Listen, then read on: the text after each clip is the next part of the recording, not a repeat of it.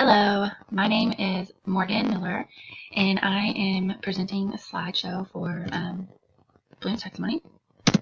Good to go. Maybe. The 3 domains of learning. What is Bblooms Taxonomy? Bblooms Taxonomy is a set of hierarchical modules used to classify educational learning objectives into levels of complexity and mastery. Below I have a chart. It's the levels of create, evaluate, analyze, apply, understand, and remember. Create, produce or new or original work. Evaluate, justify, stand or decision. Analyze, draw connections among ideas. Apply, use information in new situations. Understand, explain ideas or concepts. And remember, recall facts and basic concepts. Models are organized into 3 domains: the cognitive, affective, and sensory. This is about the cognitive domain.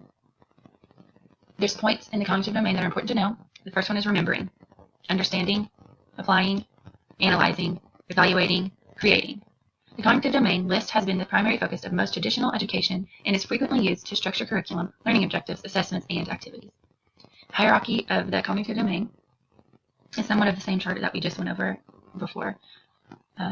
It's creating, evaluating, analyzing, applying, understanding, and remembering. Thanks for listening.